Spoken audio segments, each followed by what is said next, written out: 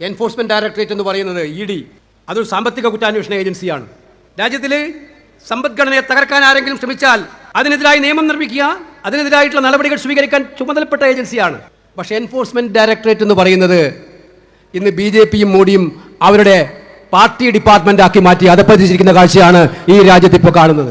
നിങ്ങൾ എടുത്തു നോക്കണം, കഴിഞ്ഞ 10 വർഷക്കാലത്തിനിടയിൽ 193 കേസുകളാണ് ഇന്ത്യയിലെ പ്രതിപക്ഷ നേതാക്കന്മാർക്കെതിരെ മാത്രമായി എൻഫോഴ്സ്മെന്റ് ഡയറക്ടറേറ്റ് ചാർജ് ചെയ്തിരിക്കുന്നത്.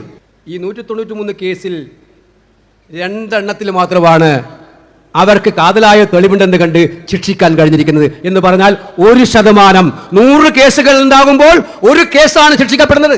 അതിന്റെ അർത്ഥം ബാക്കി 99 കേസുകളും രാഷ്ട്രീയ പ്രതിയോഗികളെ ഇല്ലായ്മ ചെയ്യാൻ വേണ്ടിയിട്ടുള്ള ഈ ഏജൻസികളെ ദുരുപയോഗം ചെയ്യുക എന്നുള്ളതാണ്. CBI അങ്ങനെ തന്നെയാണ്. ഇൻകം ടാക്സ് ഡിപ്പാർട്ട്മെന്റിന്റെ ജോലി അതാണ്. എന്തിന് തിരഞ്ഞെടുപ്പ് കമ്മീഷനുകൾ പോലും നാട്ടിൽ നിഷ്പക്ഷവും നീതിപൂർവമായ തിരഞ്ഞെടുപ്പ് നടത്തേണ്ട തിരഞ്ഞെടുപ്പ് കമ്മീഷൻ പോലും ഈ നാട്ടിലെ നിഷ്പക്ഷമായ തിരഞ്ഞെടുപ്പ് നടത്താൻ കഴിയാത്ത വണ്ണമുള്ള സാഹചര്യത്തിലേക്ക് ഇന്ത്യയെ കൊണ്ടുപോകുന്ന കമ്മീഷനായി മാറ്റപ്പെടുകയാണ്.